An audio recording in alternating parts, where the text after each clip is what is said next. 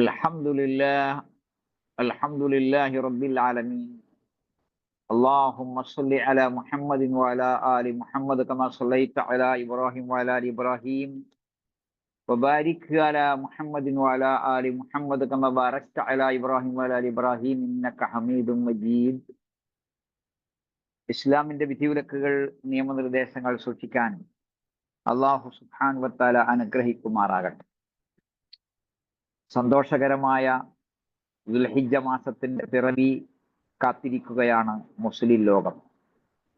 ലോകത്തിന്റെ നാനാഭാഗങ്ങളിൽ നിന്ന് ഹാജിമാർ മക്കയിൽ എത്തിക്കഴിഞ്ഞു എന്ന് പറയാം.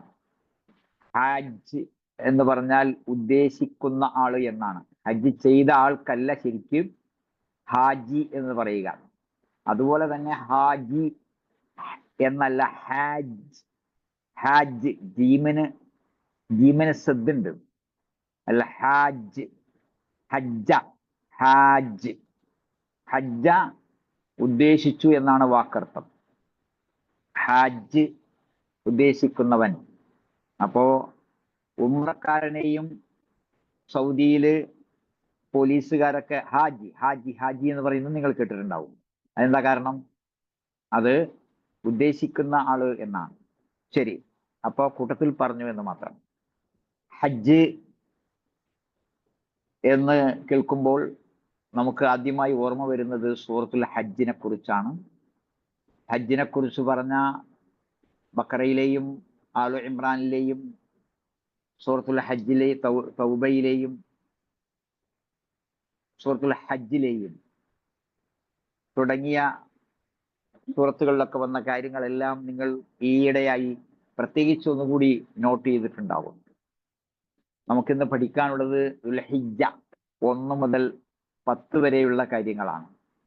1 ദുൽഹജ്ജ് എന്നാണ് അധികം ആളുകളും പറയാറ്. പകരം നമ്മൾ പറയേണ്ടത് ദുൽഹിജ്ജ എന്നാണ്.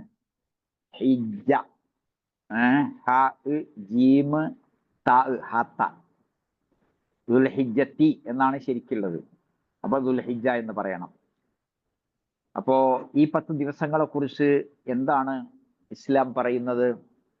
അഊദു ബില്ലാഹി മിനശ് ശൈത്വാനിർ റജീം. ബിസ്മില്ലാഹിർ റഹ്മാനിർ റഹീം. വൽ ഫജ്ർ വലയാലിൻ അശ്ർ. അപ്പോൾ 10 ദിവസങ്ങൾ അറബി ഭാഷയുടെ നിയമമനുസരിച്ച് യൗമ നഹാർ, യൗമ ലൈല്, നഹാറ് ലൈല്. നഹാറ് പകലാണ്, ലൈല് രാത്രിയാണ്. യൗമ പകല്, ലൈല് രാത്രി. യൗമ എന്നത് ദിവസത്തിന് പറയും, ലൈലും ദിവസത്തിന് പറയും.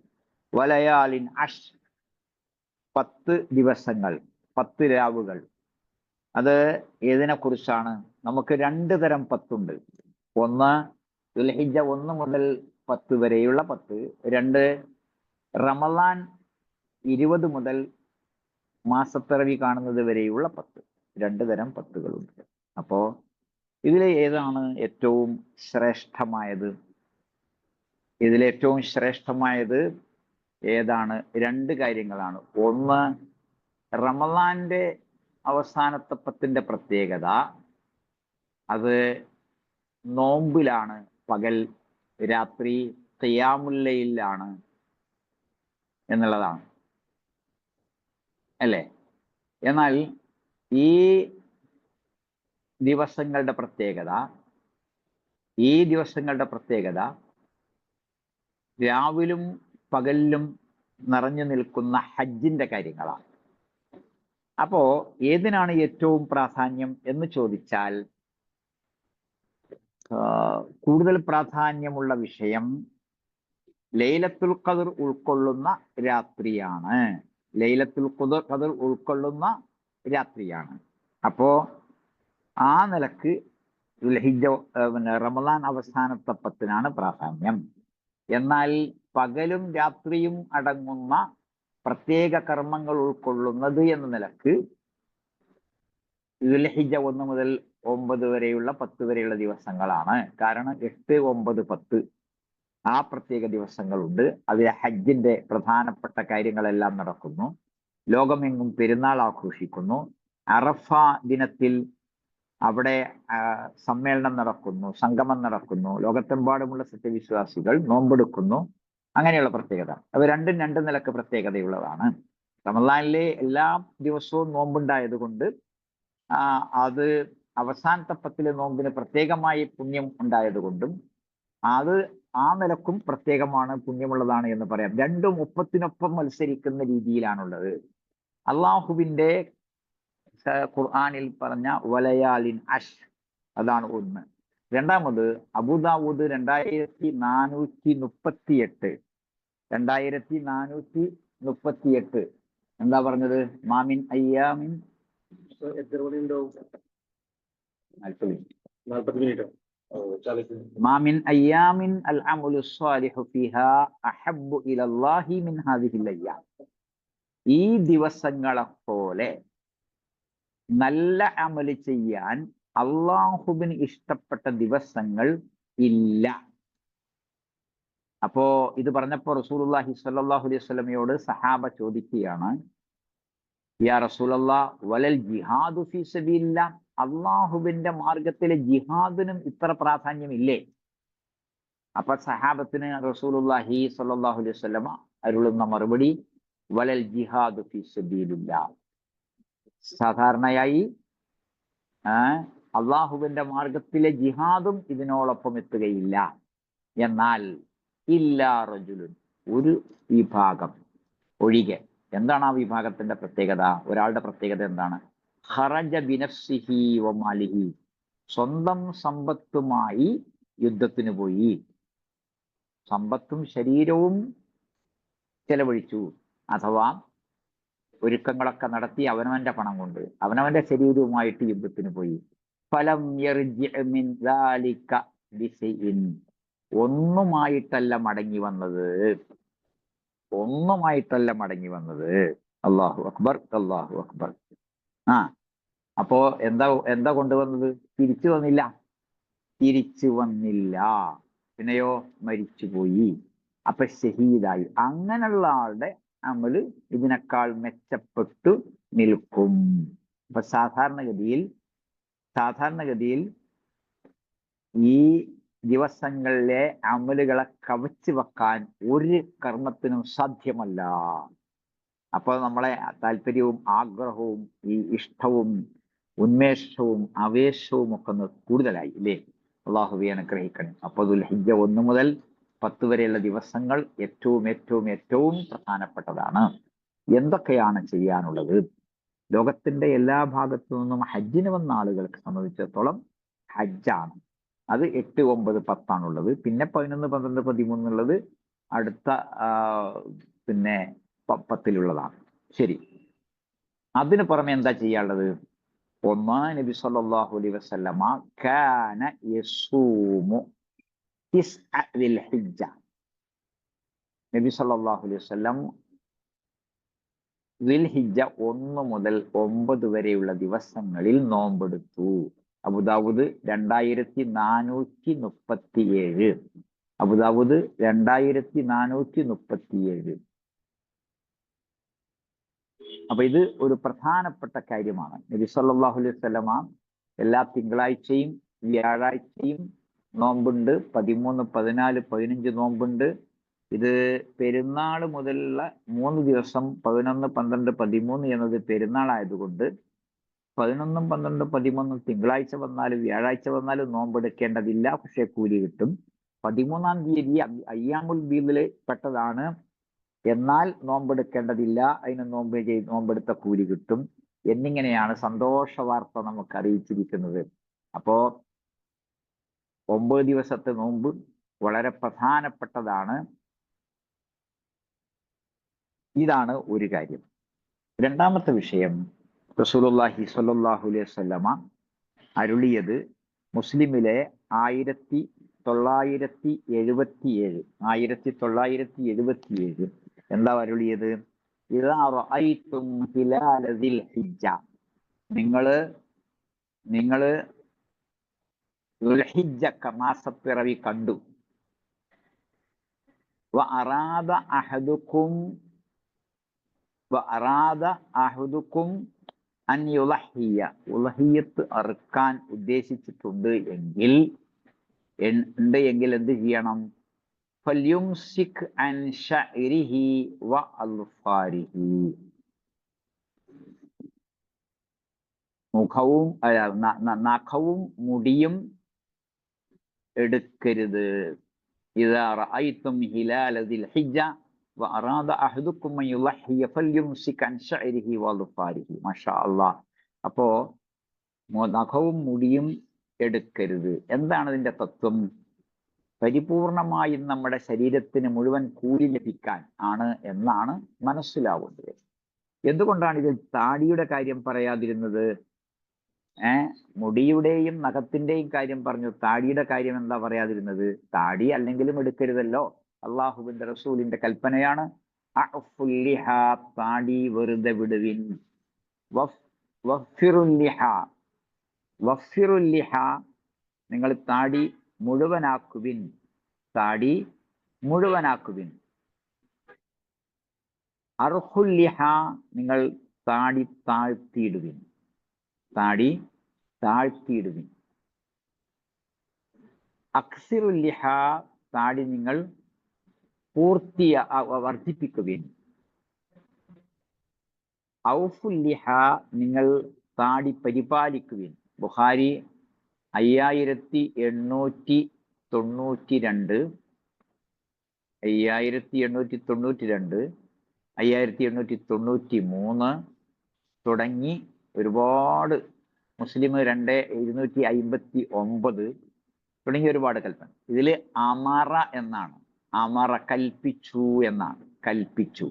അപ്പൊ അത് കൽപ്പനയാണ്. അപ്പൊ അതുകൊണ്ട് താടിയുടെ കാര്യം അതിൽ പറഞ്ഞിട്ടില്ല. അതാണ് രണ്ടാമത്തെ കാര്യം. അപ്പോ എന്ത് ചെയ്യണം? ബലി അറുക്കുന്ന അന്ന് വരെ മുടിയോ നഖമോ എടുക്കരുത്. ഇത് ആരാണ് ചെയ്യേണ്ടത്? ആരാണോ ബലിക്കുള്ള പണം നൽകിയത്, ആരാണോ ബലിമൃഗത്തെ ഏർപ്പാട് ചെയ്യുന്നത്, ആരാണോ പൈസ മുടക്കുന്നത്, ആ ആളാണ്. അല്ലാതെ ഭാര്യയും ഭർത്താവ് മക്കളും ഒക്കെ ഉണ്ടാവുമല്ലോ, എല്ലാവരും അങ്ങനെ ചെയ്യേണ്ടതില്ല. അപ്പോ ബലിയെറുക്കുന്ന ആള്, ബലിക്ക് പണം മുടക്കുന്ന ആള് ആണായാലും ശരി പെണ്ണായാലും ശരി, ആ ആളാണ് ഇതിന് ബാധ്യസ്ഥമാകുന്നത് എന്നർത്ഥം. അള്ളാഹുവെ അനുഗ്രഹിക്കുമാറാകണം.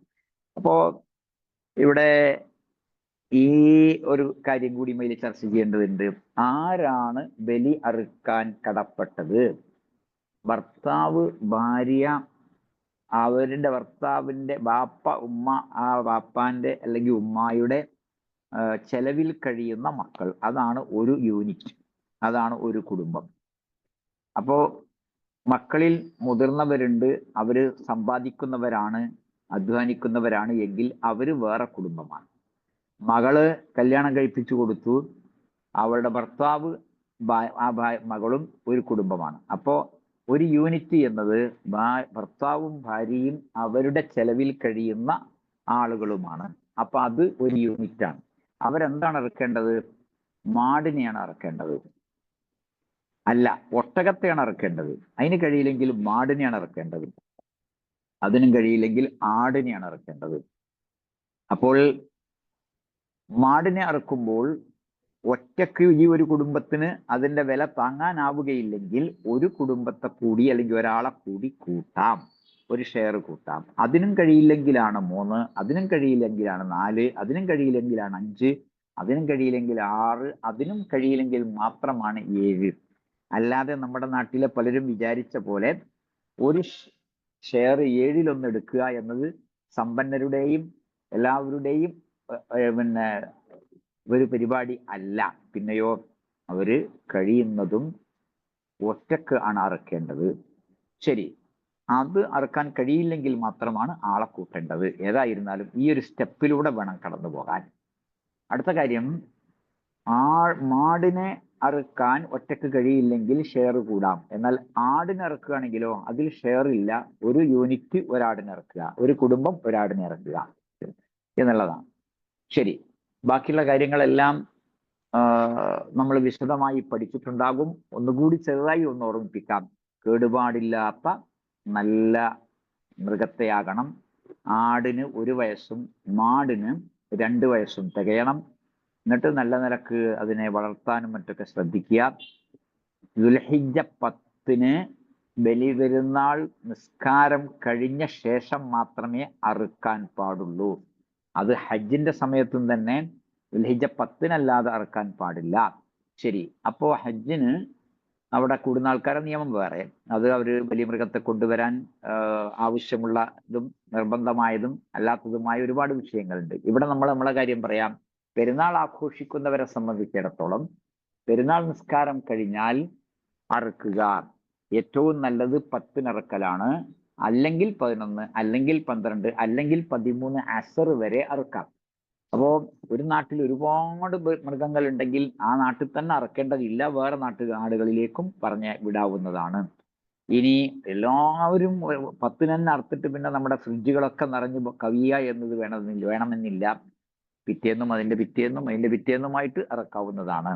അപ്പൊ ബലി മൃഗത്തെ അറുക്കുന്ന സംവിധാനത്തിൽ 11, 12, 13 വരെ നമുക്ക് അവധി ഉണ്ട് എന്നർത്ഥം. ഏറ്റവും ശ്രേഷ്ഠമായത് ബലി 10-ന് അറക്കലാണ്. ബലിയിറക്കുമ്പോൾ ബിസ്മില്ല എന്ന് പറയുക, സാധാരണ പോലെ ബിസ്മില്ല എന്ന് പറയുക. ഇത് എനിക്കും എൻ്റെ കുടുംബത്തിനുമാണ് എന്ന് പറയാം. അങ്ങനെ നബി സല്ലല്ലാഹു അലൈഹി വസല്ലം പറഞ്ഞിട്ട് എൻ്റെ ഉമ്മത്തിനാണ് എന്ന് നബി സല്ലല്ലാഹു അലൈഹി വസല്ലം പറഞ്ഞിട്ടുണ്ട്. പക്ഷെ നമുക്ക് അത് ആ വാചകം ആവശ്യമില്ല. പിന്നെ തക്ബീർ ധ്വനികൾ മുഴക്കലോ മറ്റോ ഒന്നും അതിൽപ്പെട്ടതല്ല. സാധാരണ പോലെ ബലിയിറക്കുന്ന മൃഗത്തിനോട് ചെയ്യേണ്ട മര്യാദകൾ പഠിപ്പിച്ചിട്ടുണ്ട്. എന്താണത്? നല്ല മൂർച്ചയുള്ള ആയുധമാകണം. അള്ളാഹുവിന്റെ റസൂൽ സല്ലല്ലാഹു അലൈഹി വസല്ലം അരുളി, എന്ത്,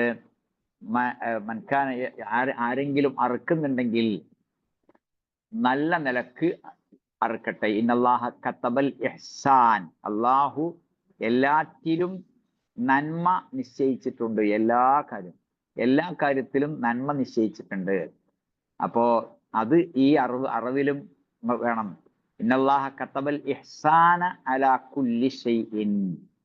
മുസ്ലിമിലെ 1955 എന്താ പറഞ്ഞത്? ഇന്നല്ലാഹ കതബൽ ഇഹ്സാൻ അലാ കുല്ലി ഷൈഇൻ. എല്ലാ കാര്യത്തിലും നന്നായി ചെയ്യുക എന്നത് അള്ളാഹു കൽപ്പിച്ചിട്ടുണ്ട്. ഫഇദാ ഖതൽതും ഫഅഹ്സിനു അൽ ഖിത്ലത. നിങ്ങൾ കൊല്ലുകയാണെങ്കിൽ നല്ല നിലക്ക് കൊല്ലണം.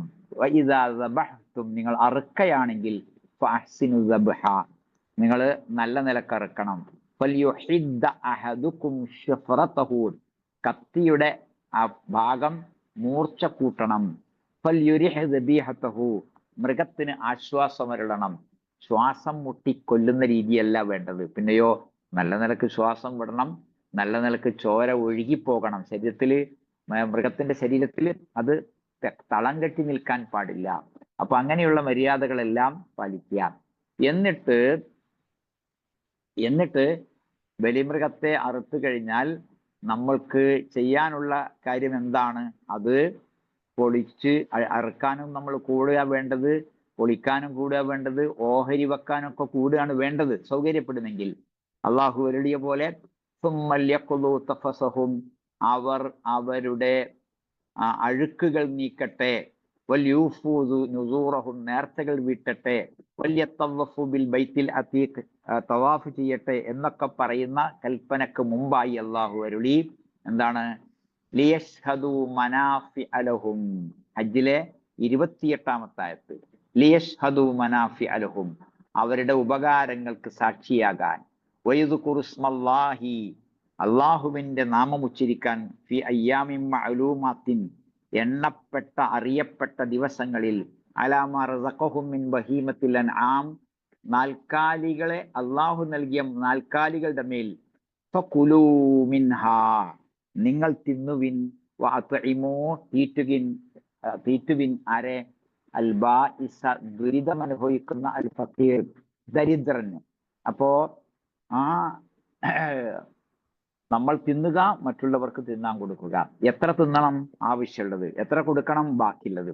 ആർക്കൊക്കെ കൊടുക്കാം? അത് ഫക്കീറിനാണ് പറഞ്ഞിരിക്കുന്നത്. നമ്മുടെ നാടുകളിൽ ചിലപ്പോൾ കാണാൻ കഴിയുന്നത്, ഓഹരി ആൾക്കാരൊക്കെ കുറെ കൂടുന്നു, എന്നിട്ട് മൃഗത്തെ അറുക്കുന്നു, എന്നിട്ട് കുറെ പണക്കാർക്കും കുറെ പാവപ്പെട്ടവർക്കും ഒക്കെ കൊടുക്കുന്നു. അതൊരു ബർക്കത്തിന് വേണ്ടിയുള്ള കൊടുതി പോലെയാണ്. അല്ല, ഇത് ഇത്ആമാണ്, ഭക്ഷണമാണ്, ഭക്ഷണമാണ്, ഭക്ഷണമാണ്. അതുകൊണ്ട് എന്ത് ചെയ്യണം? പാവപ്പെട്ടവർക്കാണ് കൊടുക്കേണ്ടത്. നമുക്ക് എടുക്കാം, പക്ഷെ നമുക്ക് ആവശ്യമില്ലാതെ എടുത്തിട്ട് കുറേ ദിവസങ്ങളോളം അത് ഉപയോഗിക്കണമെന്നൊന്നുമില്ല കേട്ടോ. എടുക്കാം, കുഴപ്പമില്ല. പക്ഷേ എടുക്കുകയല്ല ഏറ്റവും നല്ലത്, പിന്നെ കൊടുക്കുകയാണ് ഏറ്റവും നല്ലത്. എന്നാൽ നമ്മൾ തിന്നൽ സുന്നത്താണ്. എന്നാൽ വിതരണം ചെയ്യലോ അത് ഫർളായ കാര്യമാണ്. തിന്നൽ സുന്നത്താണ്, വിതരണം ചെയ്യൽ നിർബന്ധമായ കാര്യമാണ്. മൂന്നിലൊന്ന് എന്നൊരു നിയമമൊന്നും ഇല്ല. എന്നാൽ അങ്ങനെ എടുക്കുന്നതിന് കുഴപ്പമില്ല. മൂന്നിലൊന്ന് കണക്കാക്കേണ്ടതില്ല. ചിലപ്പോൾ നമ്മുടെ കുടുംബത്തിൽ ഒരുപാട് ആൾക്കാരുണ്ടാവും, അവർക്കൊക്കെ കൊടുക്കാൻ വേണ്ടിയിട്ട് നമ്മൾ അധികവും എടുക്കുന്നു എന്ന് വരാം. ഇനി ആർക്കാണ് വിതരണം ചെയ്യേണ്ടത്? പാവങ്ങൾക്കാണ്. ഏത് പാവങ്ങൾക്കാണ്? അത് മുസ്ലിം പാവങ്ങൾക്കാണ്. എന്തിനാണ്? പെരുന്നാൾ ആഘോഷിക്കാനാണ്. ചെറിയ പെരുന്നാളിന് നമ്മൾ എന്താ ചെയ്തത്? അരിയാണ് കൊടുത്തത്. വലിയ പെരുന്നാളിന് എന്താ കൊടുക്കുന്നത്? ഇറച്ചിയ കൊടുക്കുന്നത്. രണ്ടും ഭക്ഷണമാണ്. നമ്മുടെ നാട്ടിൽ ചോറിന് കറിയാണ്, ബിരിയാണിക്ക് കൂട്ടാനാണ് എന്ത്? ഇറച്ചി. എന്നാൽ അറബികൾക്കിടയിൽ ഭക്ഷണം, പ്രധാന ഭക്ഷണം ഇറച്ചിയാണ്. അതിന്റെ അപ്പുറത്തിപ്പുറത്തേക്ക് കുറച്ച് അരി അല്ലെങ്കിൽ ചോറുണ്ടാകുമെന്നേ ഉള്ളൂ. ഇനി ആർക്ക് കൊടുക്കണം എന്ന കൂട്ടത്തിൽ നമ്മൾ പഠിക്കേണ്ട കാര്യം, അവിശ്വാസികൾക്ക് കൊടുക്കാമോ? കൊടുക്കാം. പക്ഷെ ഫുള്ള് കൊടുക്കലല്ല. നമ്മുടെ വീടുകൾക്കിടയിലുള്ള 1, 2, 3 വീടുകളുണ്ട്, അല്ലെങ്കിൽ ഓഹരി വെക്കുന്നിടത്ത് അറുക്കുന്നിടത്ത് ചില മുസ്ലിങ്ങളൊക്കെ വരുന്നു, കൊടുക്കാം. അപ്പൊ ആ കൂട്ടത്തിൽ നമ്മുടെ നിസ്കരിക്കാത്ത മനുഷ്യന്മാരുണ്ടാവും, അവർക്കും ഒക്കെ ആകാം. ഏതായാലും ബലിമൃഗത്തോടുള്ള നമ്മുടെ പെരുമാറ്റം എന്ന് പറഞ്ഞാൽ സ്നേഹത്തിന്റെയും ബഹുമാനത്തിന്റെയുമാണ്.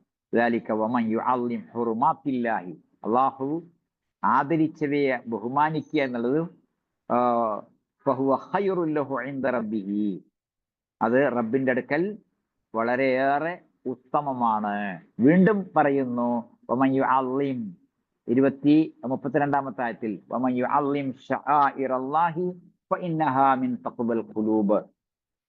അള്ളാഹുവിന്റെ അടയാളങ്ങളെ ബഹുമാനിക്കുക എന്നത് അത് തഖ്വയിൽപ്പെട്ടതാണ്, ഹൃദയത്തിന്റെ തഖ്വയിൽപ്പെട്ടതാണ് എന്ന് പറയുന്നു.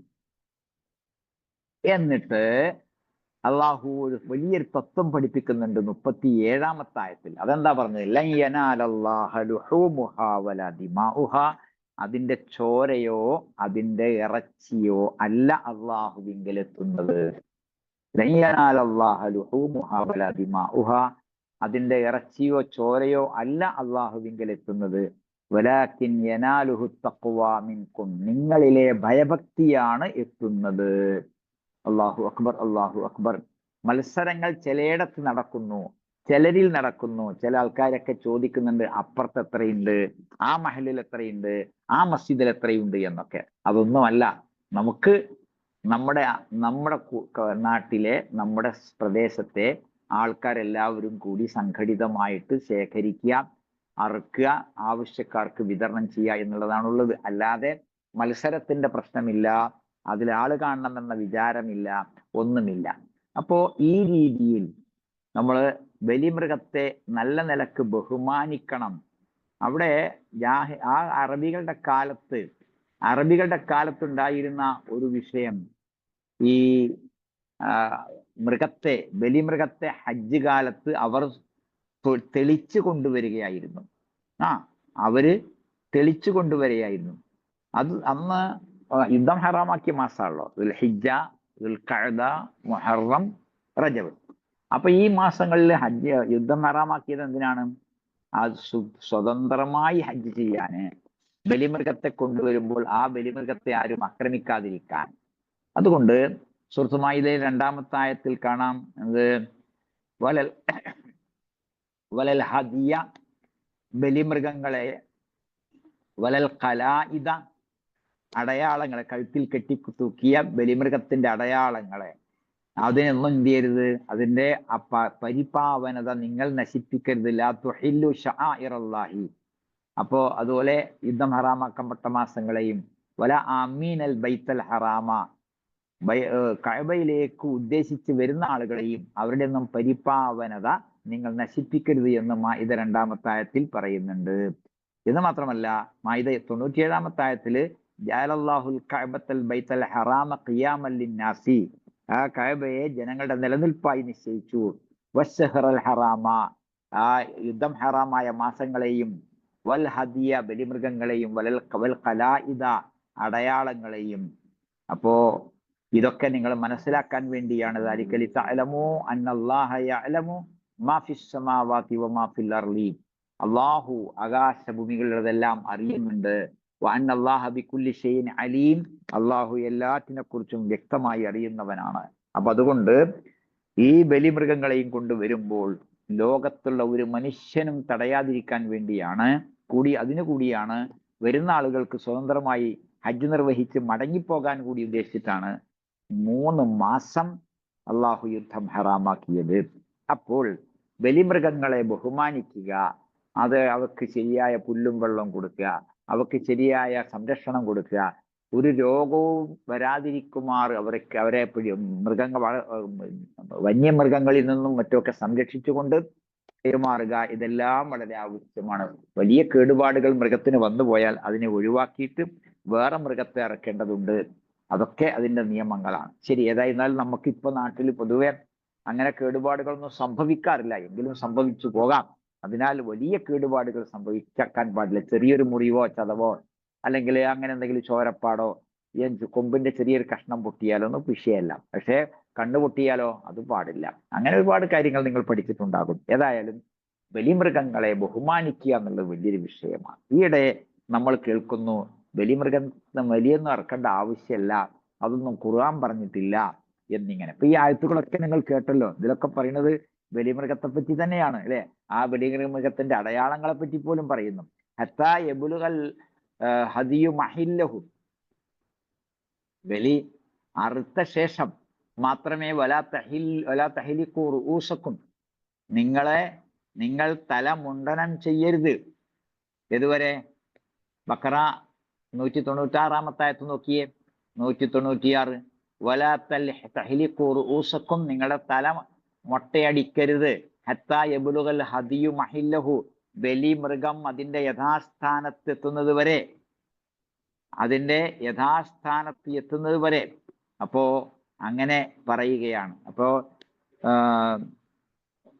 ഫത്ഹ് 25-ാമത്തെ ആയത്തിലും പറയുന്നുണ്ട് യബ്ലുഗ മഹില്ലഹു, ആ സ്ഥാനത്തെത്തുന്നത് വരെ. വൽ ഹദിയ മഅകൂഫൻ അൻ യബ്ലുഗ മഹില്ലഹു, ചെരിഞ്ഞ് ആ മൃഗം നിലത്ത് വീഴുന്നത് വരെ. അപ്പോ അങ്ങനെ വളരെ കൃത്യമായി ബലിമൃഗത്തെക്കുറിച്ച് ധാരാളം പറയുകയാണ്. ഹജ്ജിലെ 36-ാമത്തെ ആയത്ത് എന്താ പറയുന്നത്? ബലിമൃഗങ്ങളെ അണിയണിയായി നിങ്ങൾ ബിസ്മിയിൽ ഇറക്കണം. അത് നിലത്ത് വീണാൽ, നമ്മളെ ഇവിടെയുള്ള മാടുകളെ നമ്മൾ നിർത്തിയിട്ടല്ല കിടത്തിയിട്ടാണ് അറുക്കുക. എന്നാൽ ഒട്ടകത്തെ ഇറക്കുന്നത് നിങ്ങൾ കണ്ടിട്ടുണ്ടാവും, അത് നിർത്തിയിട്ടാണ്. അതാണ് പറഞ്ഞത് ഫൈദാ വജബത്തു ജുനൂബുഹ, അവ ചെരിഞ്ഞു വീണാൽ ഫകുലൂ മിൻഹാ, നിങ്ങൾ അതിൽ തിന്നുക, വഅത്ഇമൂ, മറ്റുള്ളവർക്ക് തീറ്റുക. ഇതൊക്കെ കൃത്യമായിട്ട് പറയാണ്. അപ്പോ ബലിമൃഗങ്ങളെ കുറിച്ചുള്ള ഒരുപാട് കൽപ്പനകൾ അത് എന്തിന്റെ ഭാഗമാണ്? അതും നമുക്കറിയാം. ഇബ്രാഹിം അലൈഹിസ്സലാമിന്റെ ചരിത്രമാണ്, ഇസ്മായിൽ അലൈഹിസ്സലാമിന്റെ ചരിത്രമാണ് അല്ലെ. അപ്പൊ അത് ബലിയിറക്കേണ്ടതില്ല, പകരം കസേര കൊടുത്താൽ മതി, അല്ലെങ്കിൽ അലമാര കൊടുത്താൽ മതി എന്ന് തുടങ്ങിയ സന്ദേശങ്ങളൊക്കെ നമ്മൾ കേൾക്കുന്നുണ്ട്. അതൊന്നും അള്ളാഹുവിന്റെ കൽപ്പനയല്ല. അള്ളാഹുവിന്റെ കൽപ്പന ആദ്യമായി കിട്ടിയത് ആർക്കാണ്? ഇബ്രാഹിം അലൈഹിസ്സലാമിനാണ്, ഭാര്യക്കാണ്. സ്വഫാത്ത് 102-ാമത്തെ ആയത്ത് നോക്കിയേ.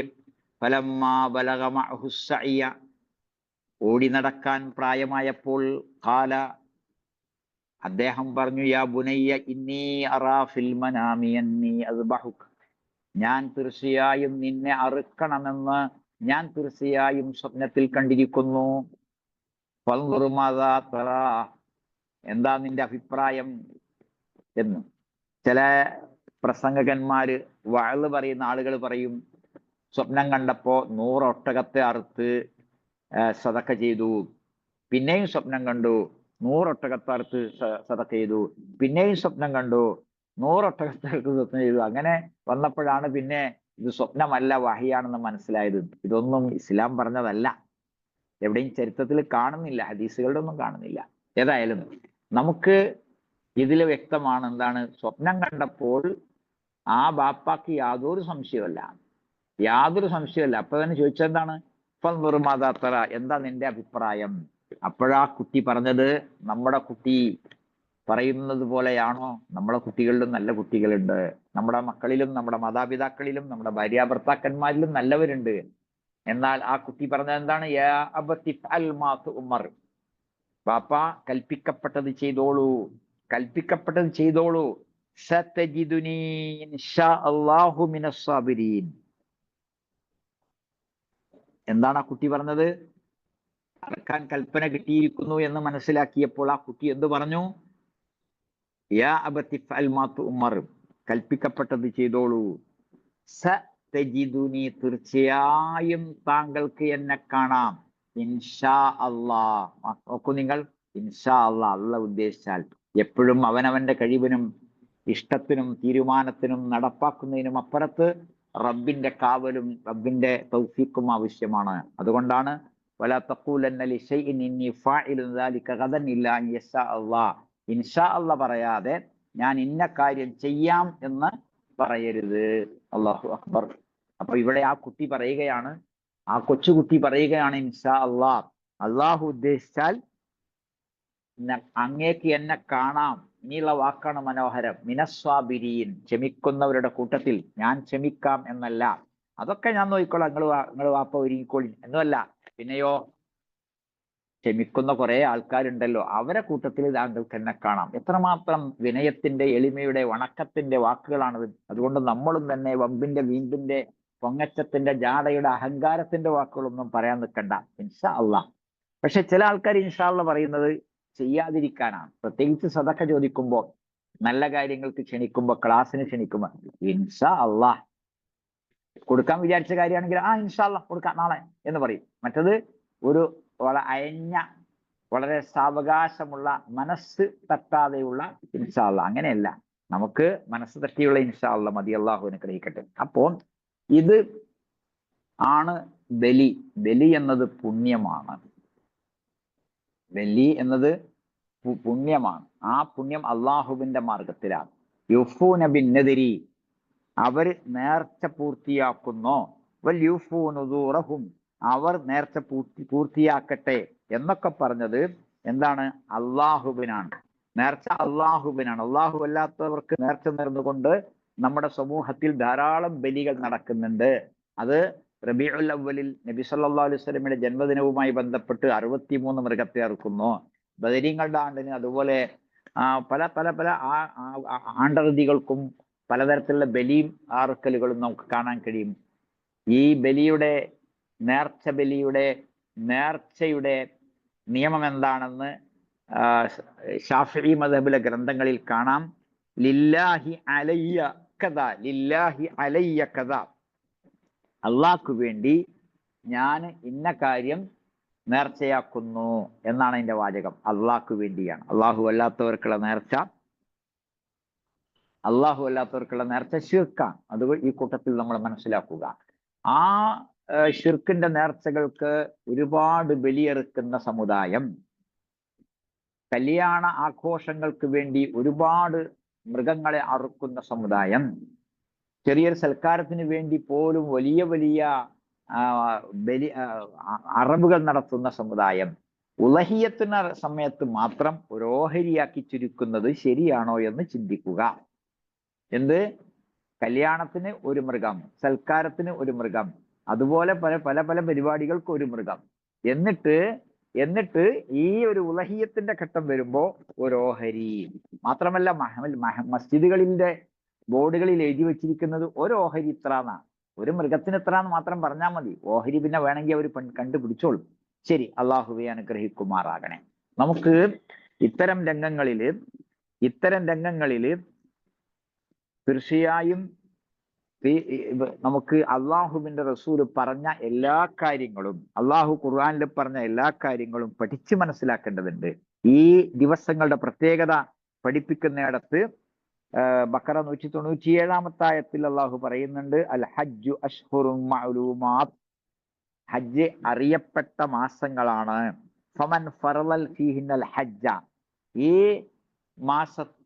മാസങ്ങളിൽ ഹജ്ജ് ഫറളായാൽ ഫലാ റഫസ വലാ ഫുസൂഖ വലാ ജിദാല ഫിൽ ഹജ്ജി, തർക്കങ്ങൾ പോലും പാടില്ല എന്നാണ് പറഞ്ഞിരിക്കുന്നത്.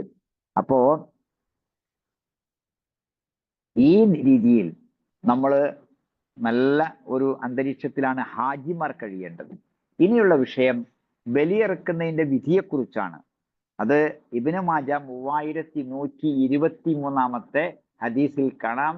എന്ത്? മൻ കാന ലഹു സഅത്തുൻ, മൻ കാന ലഹു സഅത്തുൻ, ആർക്കെങ്കിലും പൈസ ഉണ്ടായിട്ട് എന്നല്ല, കഴിവുണ്ടായിട്ട്, സൗകര്യമുണ്ടായിട്ട് സൗകര്യമുണ്ടായിട്ട് ഫലം യുളഹി, അറുത്തില്ലെങ്കിൽ എന്നാണ് പറഞ്ഞത്. ഫലാ യഖറബന്ന മുസല്ലാന, നമ്മുടെ നിസ്കാര സ്ഥലത്തേക്ക് അടുക്കുക പോലും ചെയ്യണ്ട. ഈദ്ഗാഹിന്റെ അവിടെ അടുത്തേക്ക് തന്നെ വരണ്ടെന്നാ പറഞ്ഞിരിക്കുന്നത്. അല്ലാഹു അക്ബർ. അള്ളാഹു അനുഗ്രഹിക്കുമാറാകട്ടെ. അപ്പോ നമ്മുടെ സഹോദരന്മാർക്ക് പ്രധാനമായി നിർവഹിക്കാനുള്ള കാര്യങ്ങൾ എന്താണ് എന്നാണ് ഈ വിശദീകരണങ്ങളിലൂടെ നമുക്ക് മനസ്സിലാക്കാൻ സാധിച്ചത്. മഅലൂമാത്ത്, അറിയപ്പെട്ട ദിവസങ്ങൾ, ഫി അയ്യാമിൻ മഅലൂമാത്ത്, അശ്ഹുറും മഅലൂമാത്ത് എന്ന് പറഞ്ഞു, അറിയപ്പെട്ട മാസങ്ങൾ എന്ന്. പിന്നെയോ ഹജ്ജ് നടക്കുന്ന ദിവസങ്ങളെ കുറിച്ച് മഅദൂദാത്ത്, മഅലൂമാത്ത് എന്നിങ്ങനെ ഉള്ള വാക്കുകൾ പറഞ്ഞു. ഏതായിരുന്നാലും അതെല്ലാവർക്കും അറിയാവുന്ന മാസങ്ങളാണ്. വദ്കുറുല്ലാഹ ഫീ അയ്യാമിൻ മഅദൂദാത്തിൻ, എണ്ണപ്പെട്ട ദിവസങ്ങളിൽ നിങ്ങൾ അള്ളാഹുവിനെ ഓർക്കുക എന്ന് പറഞ്ഞു. അത് ഹജ്ജിന്റെ ദിവസങ്ങളെ കുറിച്ചാണ്. ശരി, അപ്പൊ നമുക്ക് ഇത് ഒന്ന് സമാഹരിക്കാം. എങ്ങനെയാണ്? ദുൽഹിജ്ജ 1 മുതൽ 10 വരെയുള്ള ദിവസങ്ങൾ ആണ് സൽക്കർമ്മങ്ങൾ ചെയ്യാൻ ഏറ്റവും അള്ളാഹു ഇഷ്ടപ്പെടുന്നതെന്ന് പറഞ്ഞല്ലോ. അത് ഒന്ന് എന്താണ്? നമ്മൾ സാധാരണ ചെയ്തുകൊണ്ടിരിക്കുന്ന കാര്യങ്ങളൊക്കെ കുറച്ചുകൂടി ഗംഭീരമാക്കുക, മനോഹരമാക്കുക, തികഞ്ഞതാക്കുക എന്നുള്ള കാര്യങ്ങളാണ്. അപ്പോ അല്ലാതെ നമ്മൾ ഇന്ന് ചെയ്യാൻ വിചാരിച്ച കാര്യം നാളെ ചെയ്യലല്ല കേട്ടോ. ഇന്ന് ചെയ്യാൻ വിചാരിച്ച കാര്യം ദുൽഹിജ്ജ 1ലേക്ക് മാറ്റി വെക്കുക എന്നുള്ള പരിപാടി ഇല്ല. റമദാന്റെ മുമ്പ് സക്കാത്ത് കൊടുക്കേണ്ട റമദാനിലേക്ക് നീട്ടി വെക്കുക എന്നുള്ള ഇല്ല. സൗകര്യപൂർവ്വം ചെയ്യാവുന്ന കാര്യങ്ങൾ നമുക്ക് നീട്ടി വെക്കാം. പിന്നെ നാളെ നമ്മൾ ഉണ്ടാവുമോ? ദുൽഹിജ്ജ 1 നമ്മൾ ഉണ്ടാവുമോ? അതറിയില്ല. അപ്പൊ ദുൽഹിജ്ജ മാസത്തിൽ നമുക്ക് നിസ്കരിക്കണം. അപ്പൊ മസ്ജിദിൽ പോയി നിസ്കരിക്കണം. കൂടുതൽ സുന്നത്ത് നിസ്കരിക്കുക, കൂടുതൽ ദിക്ർ ചെയ്യുക, കൂടുതൽ പ്രാർത്ഥിക്കുക, കൂടുതൽ ഖുർആൻ പാരായണം ചെയ്യുക. അതൊക്കെ നമ്മുടെ സൗകര്യം പോലെ ചെയ്യാവുന്നതാണ്. നോമ്പെടുക്കുക, അത് ചെയ്യാൻ സാധിക്കും. പിന്നെ ആ നോമ്പിൽപ്പെട്ടതാണ് അറഫ നോമ്പ്. അത് 2 കൊല്ലത്തെ മഹത്തായ പ്രതിഫലം ഉൾക്കൊള്ളുന്നതാണ്. എത്രമാത്രം നോക്കൂ നിങ്ങൾ. ഒരു 2 നേരത്തെ ഭക്ഷണം മാറ്റി വെച്ചാൽ മതി. രാവിലത്തെ നാസ്ത, ഉച്ചക്കത്തെ ഭക്ഷണം മാറ്റിവെച്ച് വൈകുന്നേരം കഴിക്കുന്ന രീതി ഉണ്ടാക്കിയാൽ ആ നോമ്പ് കിട്ടുകയാണ്. 9 ദിവസത്തെ നോമ്പാകുമ്പോഴോ അള്ളാഹുവിന് ഏറ്റവും ഇഷ്ടപ്പെട്ട ദിവസങ്ങളിലെ നോമ്പായി മാറുകയാണ്. അള്ളാഹുവിന് ഏറ്റവും ഇഷ്ടപ്പെട്ട ദിവസങ്ങളിലെ നോമ്പുകളായി മാറുകയാണ്. അപ്പൊ അതൊക്കെ എന്നാൽ സുന്നത്താണ്. സുന്നത്താവുമ്പോഴുള്ള പ്രത്യേകത എന്താന്ന് വെച്ചാൽ നമ്മൾ ഇഷ്ടപ്പെട്ടുകൊണ്ട് അത് ചെയ്യും, നമ്മൾ താല്പര്യത്തോടു കൂടി അത് ചെയ്യും. അതാണ്. അപ്പൊ ഇൻഷാ അള്ളാഹ് എല്ലാം ഭംഗിയായി കലാശിക്കാൻ വേണ്ടി നമ്മൾ പ്രാർത്ഥിക്കണം, പ്രവർത്തിക്കും വേണം. ഈ ചരിത്രത്തിലെല്ലാം നമ്മുടെ ഇബ്രാഹിം അലൈഹി ഇസ്ലാമിന്റെ കൂടെ ഉണ്ടായിരുന്നത് ഇസ്മായിൽ അലൈഹി ഇസ്ലാമാണ്. പരാതിയില്ലാതെ, പരിഭവമില്ലാതെ, മുറുമുറുപ്പില്ലാതെ ഹാജർ റളിയല്ലാഹു അൻഹയാണ്. 1ാമത്തെ ഭാര്യ സാറ റളിയല്ലാഹു അൻഹയാണ്. അവരൊക്കെ കൂടിയ നല്ലൊരു ടീം. ആ ടീമിന്റെ വർക്കാണ് ഹജ്ജിൽ നമ്മൾ കാണുന്നത്. എല്ലാം ഭംഗിയായി നമ്മുടെ കൂട്ടുകുടുംബാദികളോടൊത്ത് നിർവഹിക്കാനും അതുപോലെ അമലുകളും ഇബാദത്തുകളും ഒക്കെ പരസ്പരം സഹകരിച്ച് ചെയ്യാനും ഒക്കെ നമ്മൾ തയ്യാറാകണം. മില്ലത്ത് ഇബ്രാഹിമിലാണ് നമ്മളെല്ലാവരും ഉള്ളത്. ആ നിലക്ക് തൗഹീദ് ലോകത്തെ എല്ലാ മനുഷ്യന്മാർക്കും എത്തിച്ചു കൊടുക്കാനുള്ള സന്ദർഭമായി നമ്മൾ ഇതിനെ കാണണം. അള്ളാഹു സുബ്ഹാനഹു വ തആല അനുഗ്രഹിക്കുമാറാകട്ടെ.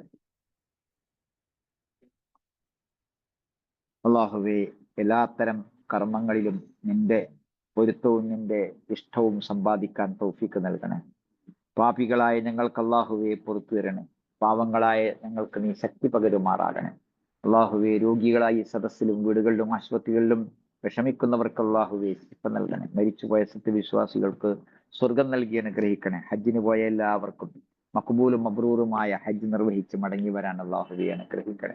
ഞങ്ങൾക്ക് എല്ലാവർക്കും ഇനിയും ഹജ്ജും ഉംറയും ചെയ്യുവാൻ അള്ളാഹുവെ അനുഗ്രഹിക്കണേ. റബ്ബനാ ആതിനാ ഫിദ്ദുനിയാ ഹസന വഫിൽ ആഖിറതി ഹസനത വഖിനാ അദാബന്നാർ വൽഹംദുലില്ലാഹി റബ്ബിൽ ആലമീൻ.